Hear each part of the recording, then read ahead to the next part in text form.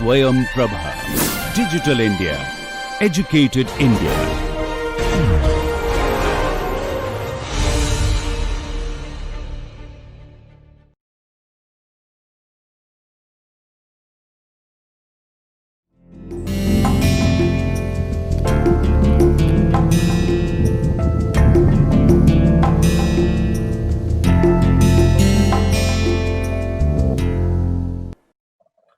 Hello everyone, I hope that you all are doing well. This is Dr. Angan Sengupta from Amrita Vishwavidyapeetham in the Bangalore campus. I welcome you all in our 13th lecture on externalities on behalf of Swayam Prabha, and I hope you all are doing well with your family members and friends and relatives. So today we will be discussing externalities. And uh, First, let us understand that what is externality. And externality is something which we see around our lives on a daily basis, on a day-to-day basis. um, it is something which is externally created, either from consumption or from production, not internally. That means I am not consuming, neither consuming nor producing, but I am being either positively affected, like positively impacted, or negatively impacted. So I am not either consuming nor producing. Someone else is consuming or producing something. I am getting the cost or the benefit. Then it can be cost, it can be benefit, it can be production, it can be consumption, but whatever is being transferred to me, that is either benefit or cost, either way, that is my externality. So if now I produce something, and that, even if you do not produce it, or even if you do not consume, I consume something and you are not consuming it, but it is impacting you either positively, either it is benefiting you, or is affecting you negatively, causing some harm to you, then both of these cases are known as externality. Therefore, a cost or benefit that arises from production and fall on someone other than the producer, then that is externality. If the cost is falling on the producer, then that is production cost, which we have learned about that, right? Variable cost, fixed cost, marginal cost, and all these things. But if that production is causing someone a rise in cost to someone else apart from the producer, then that is an external cost for that person who is not the producer. If I am producing something, apart from me, someone else who is not a part of that production process is being benefited, even if without paying for that or something, even if it is not provided in the market, so they are not directly producing, consuming that, or taking part of in that production process, if they are being benefited by that production anyway, so that is the positive externality. So the same can happen from the consumption. The first thing is that externality can be of two types. Negative externality, if my production or consumption causes some harm to someone, imposes a cost to someone, then that is called negative externality. Positive externality is my production or consumption, if that is impacting someone positively, causing some benefit, then that is known as positive externality, right? If that is creating some benefit. Wherever there are four types of externalities. There are four types of externalities. One is negative production externality, positive production externalities, negative consumption externalities, and positive consumption externalities. How can we define it? A cost arising to someone else due to some production, then it is negative production externality. A benefit arising or occurring to someone else due to the production but by someone, then it is positive production externality. A cost arising or incurred by someone else who is not consuming that directly, but someone else is consuming, then it is a consuming negative consumption externality to the other person who is not directly consuming. And if due to someone's consumption someone else is being benefited, then it is known as positive consumption externality. We will take one by one negative production externality, which are very very common. Some examples can be noise from the aircraft. If you are staying near a airport, there will be a lot of noise from the aircraft. Or if you are staying near the highway, there are trucks, polluted rivers because of this, or lakes because of this construction, and because of this industrial pollutants being released in these rivers and lakes. The water body is being polluted, right? The destruction of animal habitat, the destruction of, so this is this is spoiling the biodiversity, and air pollution in major cities, like we have seen in Delhi, we have seen in Kanpur, the air pollution has been really really bad. And in Bangalore it is going bad. So because of this, remove like cutting of the trees, removal of these jungles, and then because of certain either mining activity or the encroachment of these cities and all these. So these all are negative production externalities, right?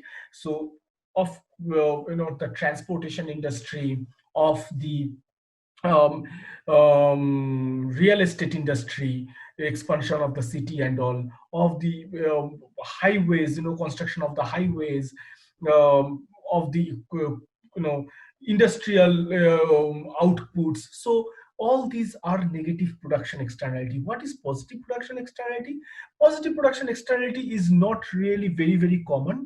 So what we observe out of positive production externality, a typical example is honey and fruit production. Say you have a fruit orchard just next to the honey, next to a farm who cultivate honey bee and honey, right? So what happens when your fruit production gets benefited by these bees who come to your fruit garden and helps in pollinating the fruits?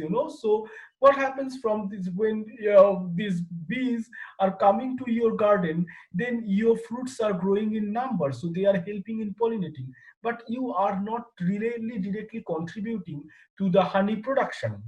So but your fruit business is being directly and indirectly benefited by the honey production unit, which is just adjacent to you. It is a positive production externality. Let us take another example, that you have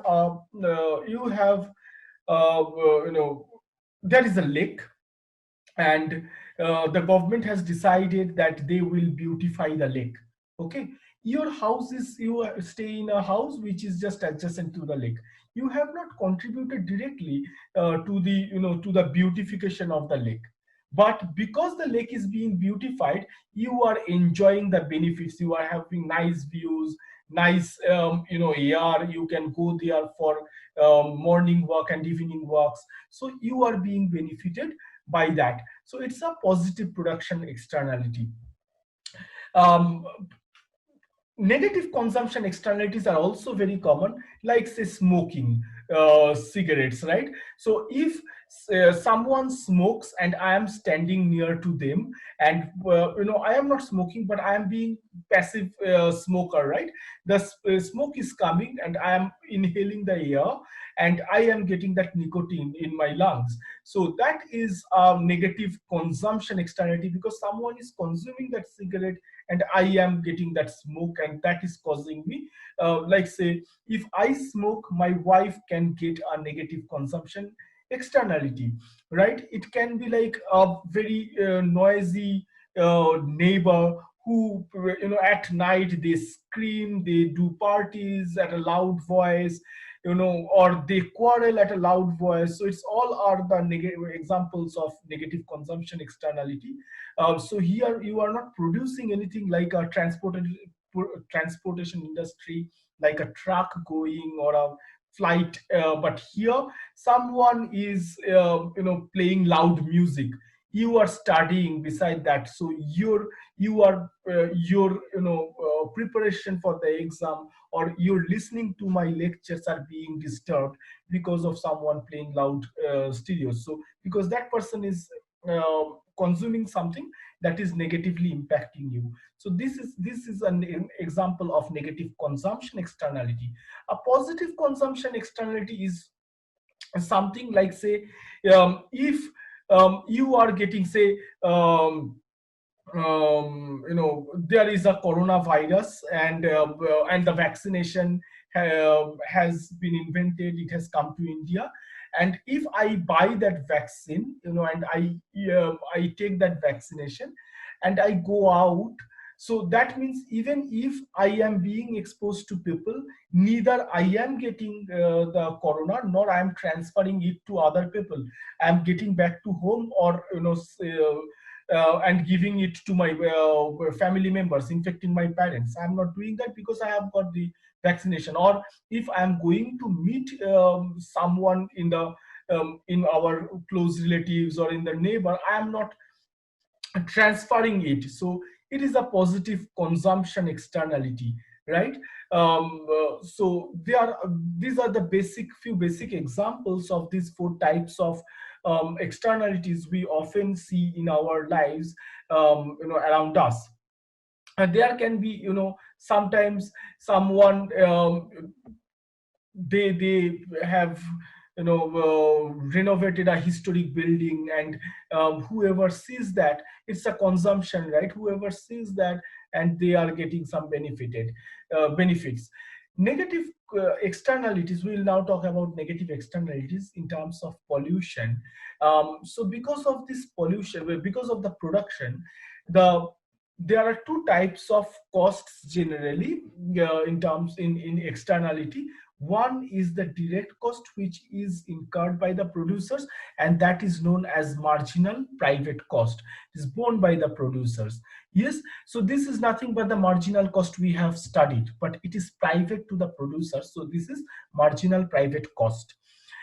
Is the private cost of producing one more unit of of the quantity, one extra quantity unit of that good, and that is marginal private cost. And an external cost of production is a cost that is borne by someone else, not by the producer, but is borne by the others. Therefore there are two types of cost. One is marginal private cost, another one is marginal external cost. Hence marginal external cost is the cost of producing one more unit of good or service that falls on someone else but not the producer, right? So if I'm producing something, it has got two types of cost. My cost to produce it, so this is marginal private cost. And when I am producing that, probably I am polluting the environment, and because of that pollution, someone else is being negatively affected, someone else health is being negatively affected, and the cost they are incurring, they are bearing, like, say, going to the doctor, missing out classes, coughing, and all this monetary and non-monetary, they are known as marginal external cost, though they are measured mostly in monetary terms. Marginal external cost, someone else, so they are not the producers. Together, marginal private cost and marginal external cost together, it gives rise to the marginal social cost, which is the marginal cost incurred by the entire society, by the producer and by everyone whom else on whom the cost falls, by the producer and anyone else. If say, beside my house in Kolkata, if there is an industry, and my parents stay there, and they are being they are getting some asthmatic problem, some breathing difficulty, if it is happening to them, though there is nothing like that, fortunately. So if it is happening to them, then they are bearing the marginal external cost. I am staying here in Bangalore, I am not bearing the marginal external cost, even if I belong to the same family. So the cost is falling on a particular people, so you need to identify that as well when estimating the marginal social cost. Therefore, marginal social cost is nothing but the marginal cost or marginal private cost plus marginal external cost. What is marginal external cost? Is the total cost which is being borne by everyone else. We can express in dollar, we can express it in rupees, this cost, so that it is easier to estimate. So marginal social cost, marginal private cost, and marginal external cost that increase with output. Coming to this diagram, what we observe that a quantity, the quantity production is in quantity of production is in, or quantity produced is in the x-axis, and cost is in the y-axis. So what happens when we produce more and more, the marginal cost is increasing. If you remember, the marginal cost is kind of a J shape, right, or U shape. Basically we should call it a J shape. It falls first and very soon it starts increasing. So it's like this. In this diagram, it's a straight line, right? Only upward sloping. So we are only consider the upward sloping part here. We are not considering the downward sloping part. So from the minimum, we are considering the upward sloping part.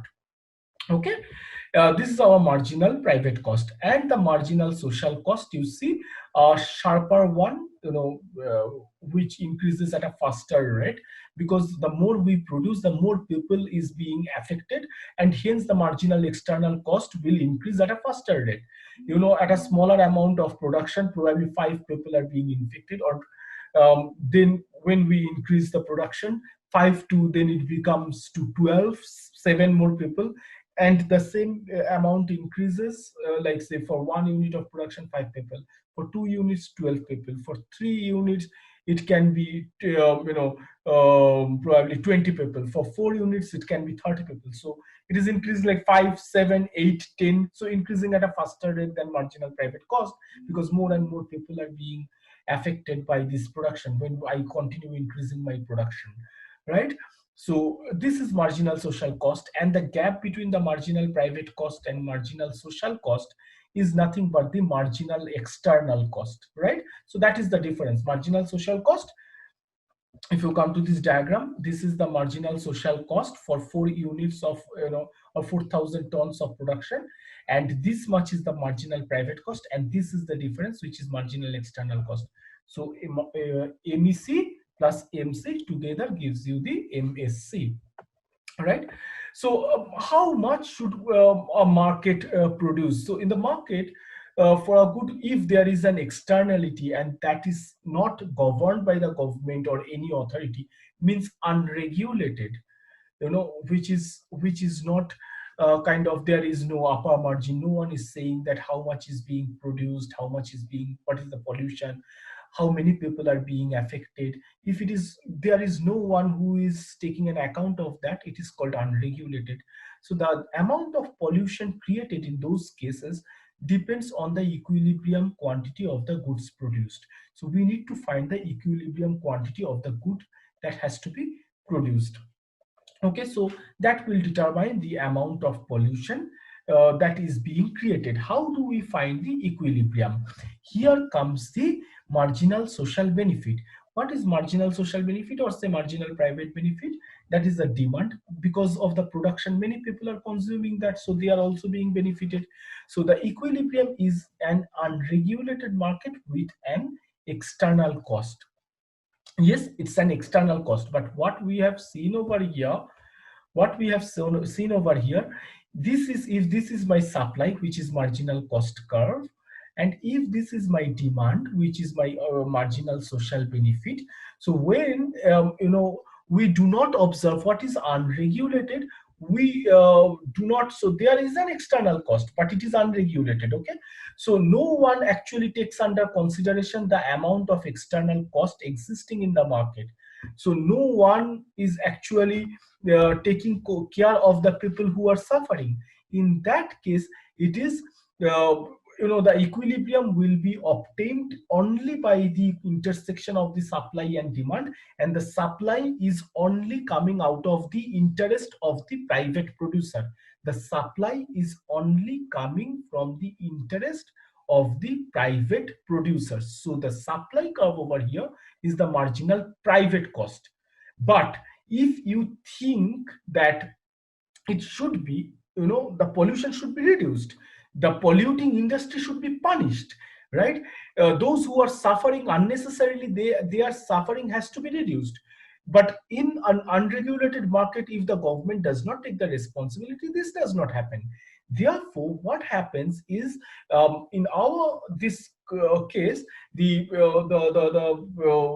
equilibrium is the intersection between the marginal social cost and marginal private cost and marginal social benefit, and the price is 100 rupees, and this is 4,000 tons of chemical being produced.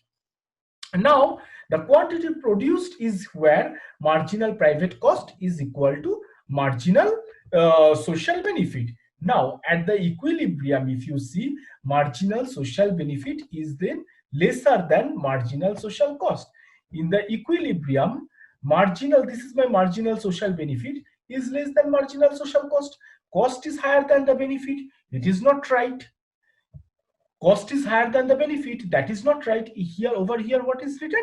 Inefficient market equilibrium, because the cost is more than the benefit. It is not a welfare situation. It is not something what you expect from a good society, right? If you see at this amount of production, marginal social cost is 225 rupees, whereas marginal social benefit is just 100 rupees. So it is an inefficient quantity.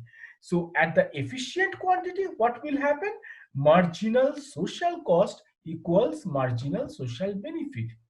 At the efficient quantity will be marginal social cost equals marginal social benefit, where the social cost should be equivalent to the social benefit. They should match social cost and social benefit, not private cost and social benefit.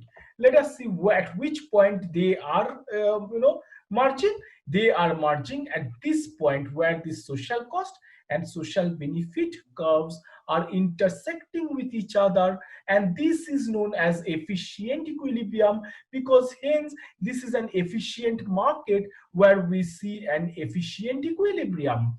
And the social benefit is the social cost is actually being compensated by the social benefit, and 150 rupees is the price, whereas the efficient quantity is 2.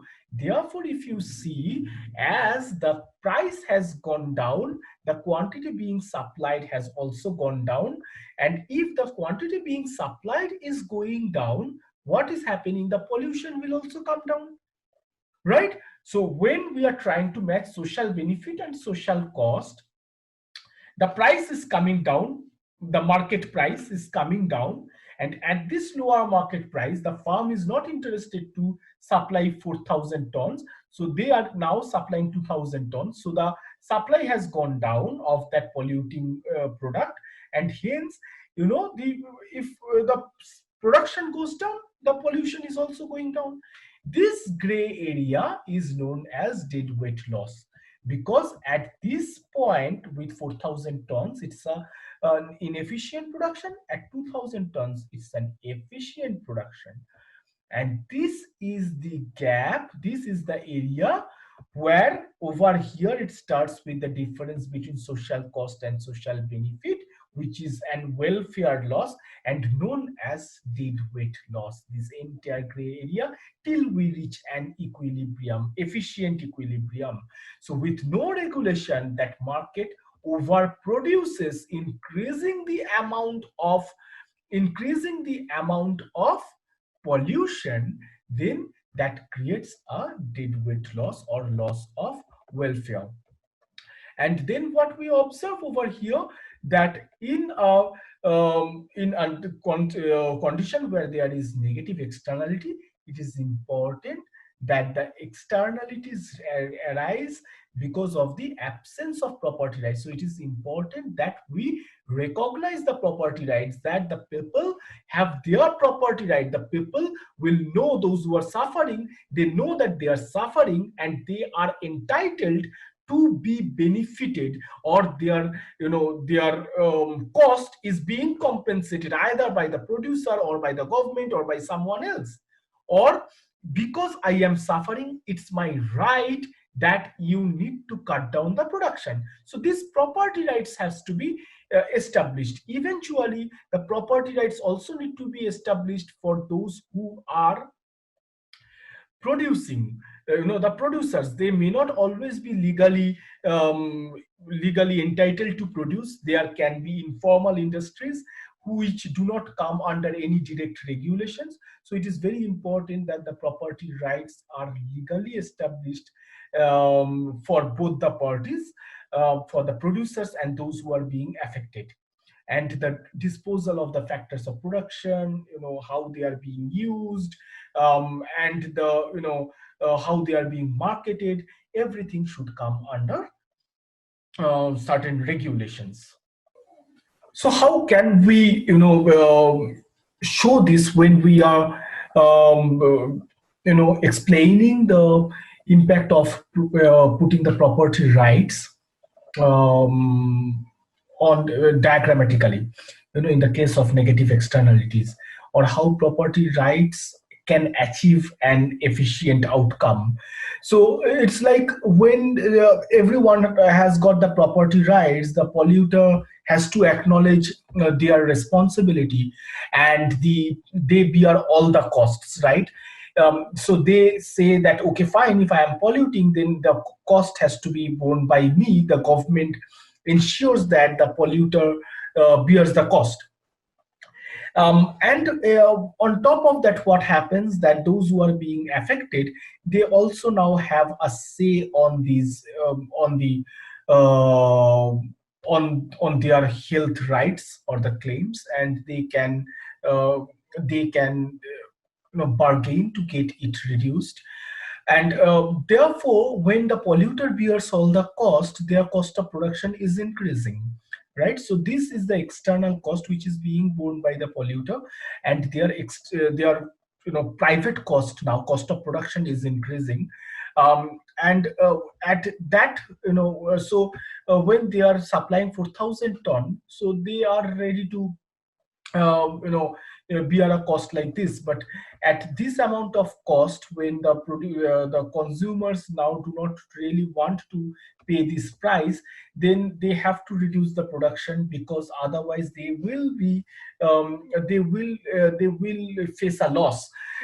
Therefore, so the market is efficient, so now they need to decrease the price, because now if they are keeping the price over here, the consumers are not ready to pay this price. The consumer, according to the demand curve, they are ready to pay only 100 rupees for these 4,000 tons, and hence they will finally reduce the cost and the production. And because of that bargaining, what we have studied in market equilibrium, that the excess supply and shortage in supply, or the excess demand, whatever, the price gets adjusted, and then they come to the equilibrium where 150 rupees is the price, and then the efficient outcome is achieved along with the efficient market equilibrium.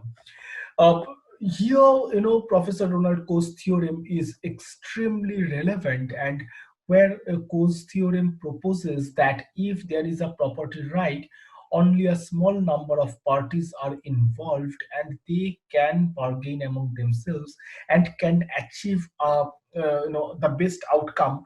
That is, the optimal solution is an efficient market equilibrium. Yes. And transaction costs are low because there is limited bureaucracy, no time loss, and no complexities. So it can be very easily managed, efficiently managed. And then these kinds of private transactions are very, very efficient. And therefore the externalities are finally taken into account by the polluter mostly, and as they get into discussion with the sufferers or the consumers, then they can find a solution easily rather than taking it to a escalating it to a higher order, right? So the cost theorem works under certain conditions, and the primary condition is when the transaction costs are low, and transaction costs are the cost of conducting a transaction or a bargaining between different players.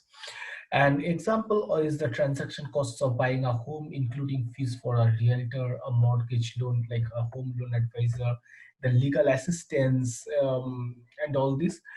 So when a large number of people are involved in an externality, what happens that the transaction costs are very high, because everyone has their own efforts and the costs related to that, their times, the cost related to that. The cost solution of establishing a property right in those cases do not really work, and governments need to intervene and then try to strike a deal to ensure the efficient outcome.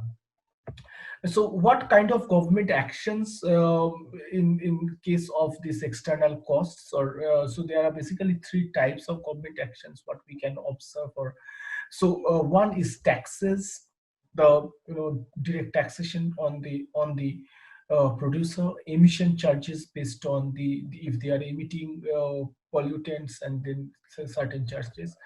Marketable permits. Okay, we know that you are starting a cement industry is heavily polluting chemical industry in terms of paint industry, paper industry. So they have to procure a marketable permits which go through a strict regulations, and probably the getting the certificates of the permission is comes with a higher um, you know higher charge. It involves certain financial obligations. In case of taxes, the government can set a tax equal to the marginal external cost. Whatever is the marginal external cost, you need to pay that much of tax, so that the tax the government collects, and they try to take the measures um, to give the benefits, or towards those who are suffering, who are bearing the external cost.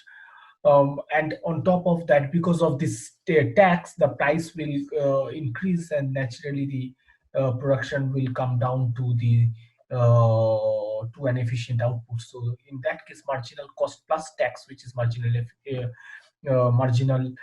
external cost, is the marginal social cost, and this tax is known as Pigovian tax, named after Arthur Cecil Pigou.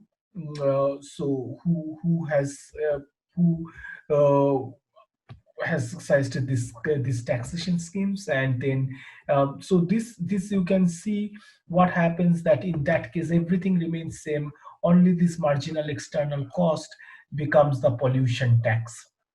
And in that case, again, over here, marginal social cost equals marginal social benefit, and the government collects the tax revenue.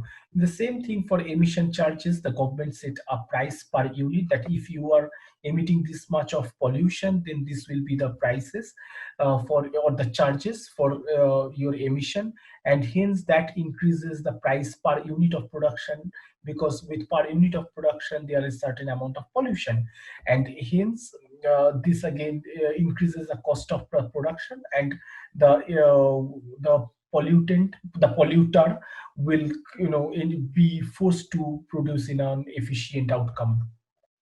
The marketable permits are the trade permits, and the permitted amount of pollution per period, so they cannot go beyond that, and hence naturally the permit is set or decided based on whatever is kind of allowable for a particular society or a particular economy, and beyond that they cannot produce. So if they reach certain limit of pollution, they need to stop their production over there itself. um, so in many countries this helped, and in the United States it has really help to decrease the pollution. The positive externalities can be one example, that the knowledge comes from education and research and creates external benefits, that if you study and you can, probably because you have studied well, you know many things, and that helps your surroundings to develop, right? Say if we have so many messages on WhatsApp and many of them are fake news, and if you study well, you understand that these are fake news and this should not be circulated. And if you stop yourself from circulating that, probably someone else is being benefited. Otherwise, if you circulate fake news, maybe that can cause some riot, that can cause some accidents, some panic. So we should, so this is how that more and more education, more and more research in terms of say a coronavirus, if someone has really studied well and did a wonderful job to invent a coronavirus, and we are being benefited, right? So this is how it the government should promote education, like you know uh, now in this lockdown period, Swayamprabha is promoting this education through these platforms.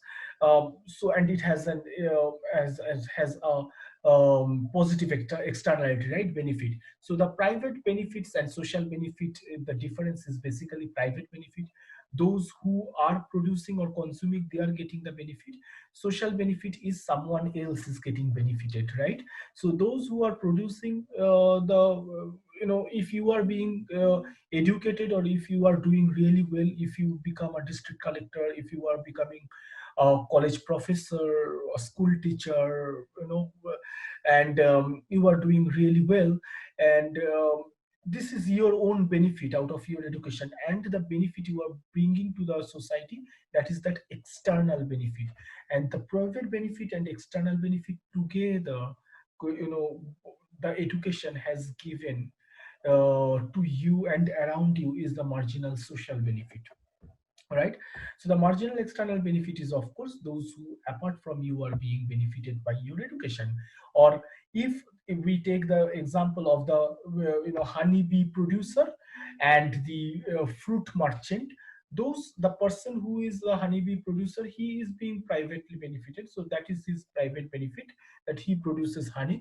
And the external benefit is, if you have that fruit garden or flower garden, so your flowers are booming, your business is booming, your flowers are blooming, and your fruits are increasing in number and size, and hence you are being externally benefited, and together that is a social benefit.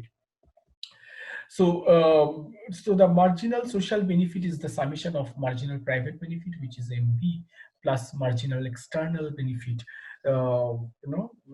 cumulatively, right? If you remember, our marginal benefit curve was downward sloping, which is nothing but the demand curve.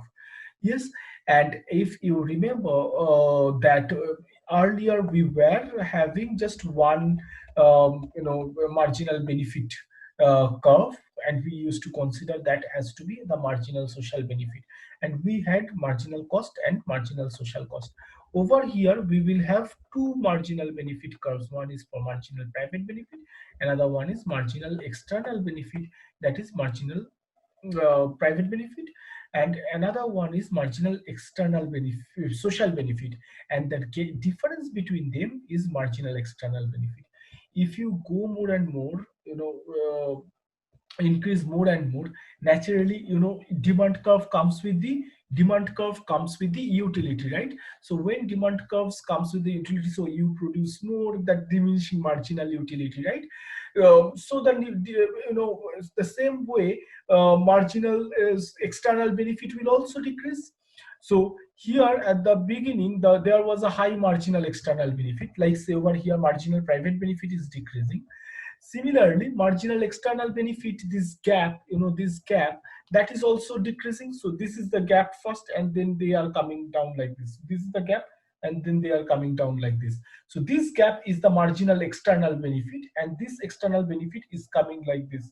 Slowly there, the amount of marginal external benefit, that is also reducing, because the marginal utility gained by the others, that will also reduce. And what we observe is putting the marginal social cost curve here. We are keeping only one cost curve, that is marginal social cost curve.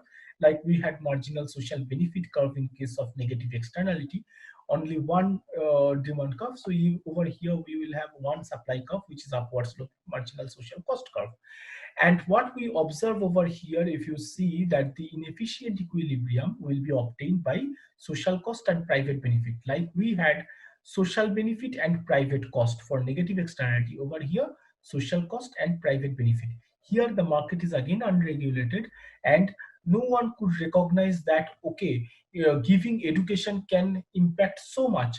Uh, you know, Having more and more doctor in a society can benefit the or a number of medical colleges, a number of doctors, a good number of doctors, quality education at the school children, quality of teachers, improving the quality of teachers can really improve the society by a large margin for them, those who are students, for them also who are not students. And therefore, if that is not recognized, then naturally education will be underproduced, right? And hence that will be like, okay, for those who are encouraged, they will only go, the government will not take probably a lot of interest in that.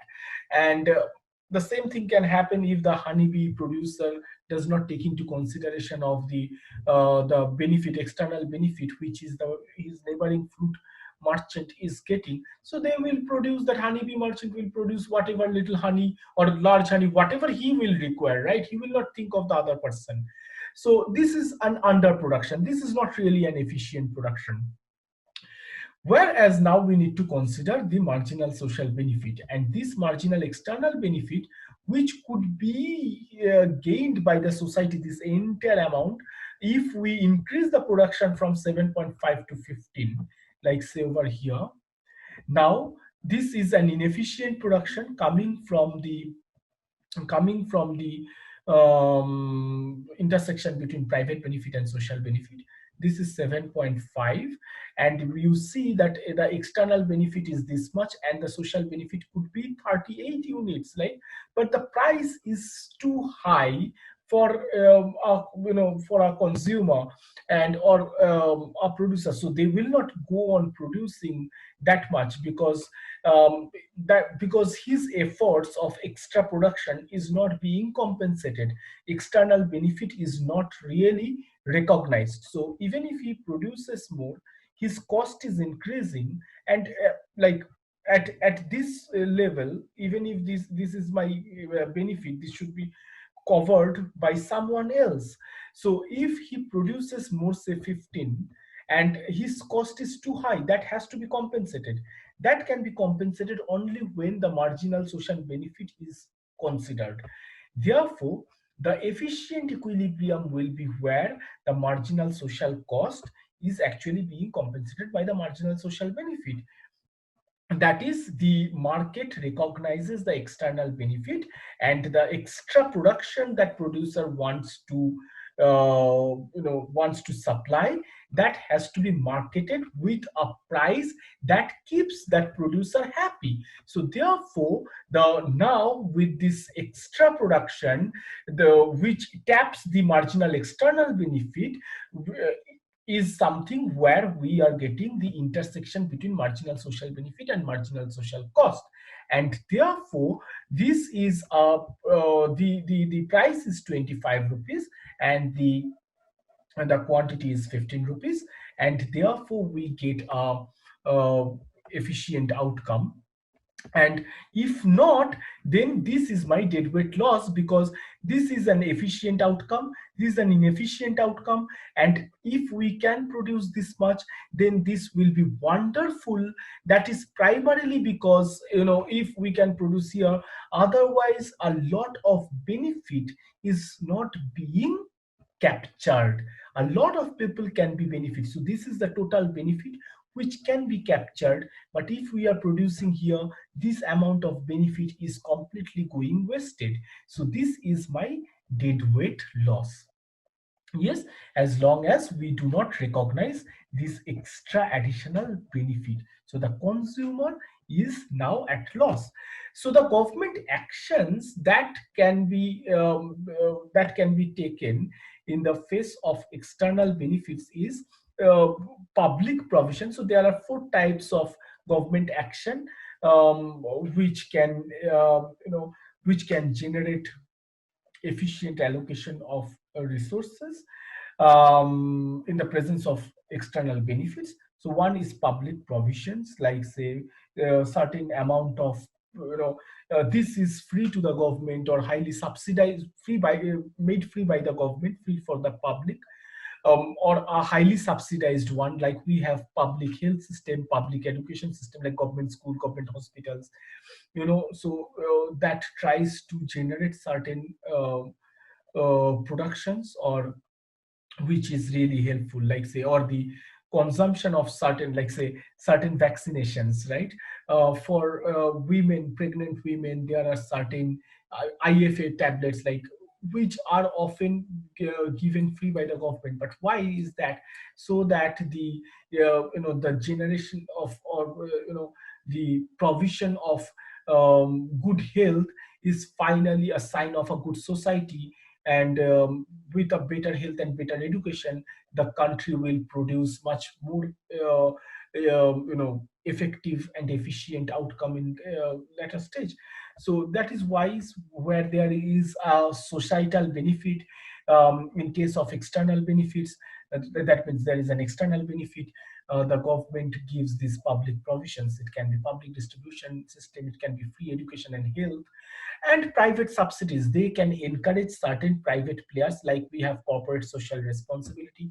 So they can say that, okay, if you are helping me in generating free education, free health, certain awareness campaigns, so for all these things, you can see that there are different private players who are now working on malnutrition, in primary education, in employment, say employment generation, vocational training and all.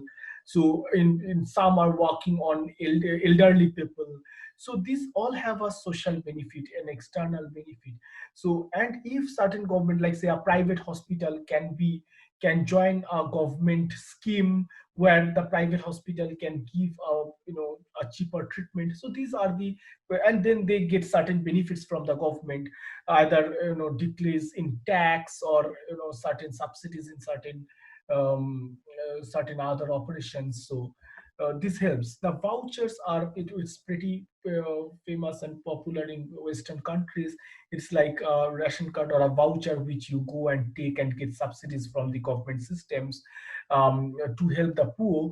And patents and copyrights are especially for the researchers and educationists or academicians, that they invent something and they write a very important policy note, and when they publish, they get a copyright, that fine, this is my I am giving you the copyright for this.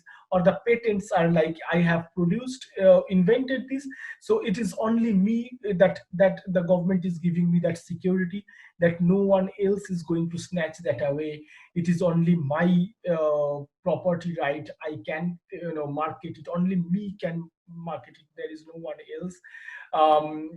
So, and I will enjoy that market advantage, the first movers advantage for 5-10 years.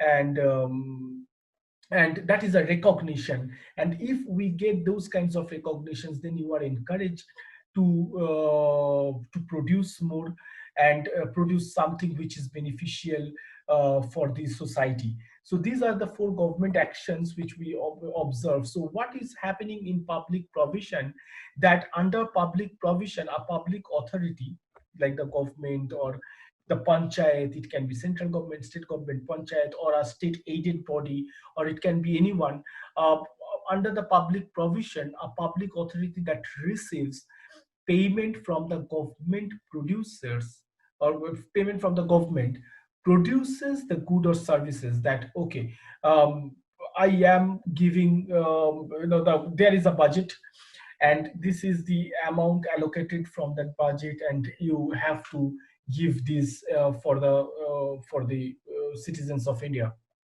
and or for those who are BPL card holders, for a certain minority groups, something like that, yeah. So, or those who are living in certain region of that country or a particular state.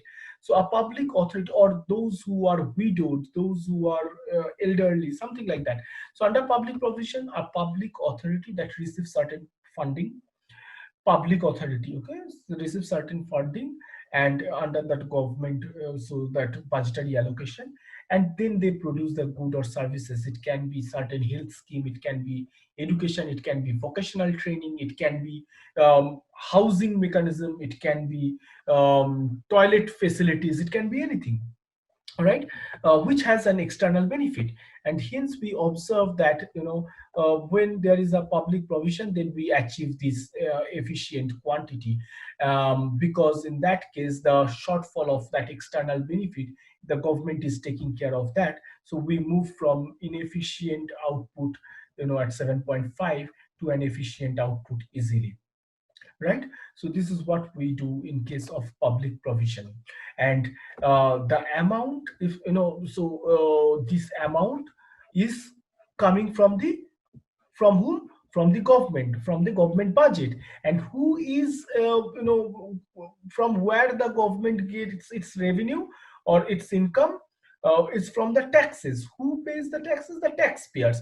So the taxpayers pays to the government utilizes that tax amount, and that tax amount goes for this public benefit wherever there is an external benefit. So it can be construction of house, it can be construction of education facilities, hostels, it can be the construction of housing for the poor, toilet facilities, public toilets, it can be anything, better transportation facilities and all. And the private subsidies is a subsidy. A subsidy is a payment by the government to private producers. If the government pays the producer an amount equal to the marginal external benefit, that okay, good, you produce this, whatever extra cost you incur, I am paying for that. Yes. So the government says that if a private hospital is allowing that, okay, fine, the government hospitals are too crowded, the private hospital wants to help the government system, and then the private hospital say that, but sir, I charge 50,000 rupees for this surgery. Now, if you want me to do it in 10,000 rupees, then the government says, okay, fine, I will pay the rest 40,000 rupees. Or fine, I will pay 20,000 rupees for this. Your tax is exempted for next 5 years. Or I will set up a separate unit, which the government will fund. If you want a separate, say, a nephrology unit or something like that, cancer unit, or a research center, the government will fund that. Yes. So this is how the system works when a private player helps the government mechanism in generating the or matching the external benefit. Then that is how the government pitches in. And therefore, if you see that the subsidy is like, if there is an education system, the government wants some private institute to take care of certain education, and then the private institutes provides that education, and then the government says it can be a medical school or something. The government says that they will provide some 15,000 rupees per student, all right, to increase the number of doctors in the society. So and this is how it works. And if you see, the moment the subsidy is given, then the cost further goes down, marginal social cost minus subsidy. So overall the cost goes down for the producers, and they are happy now to produce over here. So because now this is marginal private benefit for the producers, and they kind of face a marginal private cost, and which is good for them. So now marginal private cost for the producer equal the marginal private benefit, whatever they are gaining. So this is that equilibrium what we observe. And and naturally their revenue matches the cost, and they are happy to produce over here, which is nothing but the same what government wants to match from social cost and social benefit. and the private producer is happy because it matches the private cost and private benefit, and hence this is an efficient outcome. Clear? So the government does not do anything. Government basically gives a subsidy so that the cost of the production goes down. Government takes care of that, and the private cost for giving this much of this many output of production goes down to equating to their private benefit, and marginal cost and marginal benefit if matches, then the naturally that the producer will be happy, right? Marginal cost equals marginal benefit you have, or marginal revenue. We have gone through that in the cost this thing chapter, right? And the same thing does the voucher. In case of voucher, the value of the voucher is that whatever government gives to gain certain free school fee, free ration, or subsidized ration, or free education or subsidized education or health. So that the amount is actually the value of the voucher which is given to the general population, general public, and hence that is how it works. And as I said, that the patents and copyrights are the intellectual property rights that who creates the knowledge, they gain that property rights, so that they continue to create those kinds of knowledges which is beneficial for the society, and they do not face any market threat, or they have a legal establishment on, or legal claim on that patent or copyright, that they have produced it, and so they will enjoy the benefit out of their own production, own effort for certain years or certain time. All right. So it's a government sanctioned exclusive right which goes to the inventor of the good or services. Yes. And that they can use and sell that particular invention for a given number of years, and they will not face any market threat, any competition whatsoever. This is to encourage them to produce more or invent more, which is for the larger benefit of the society. So we finish our lecture here. This is the lecture number 13 on, it was on externality, and we have just one lecture left, that is lecture number 14 on public and private goods. So till then, thank you very much. Take care. All the best. Bye.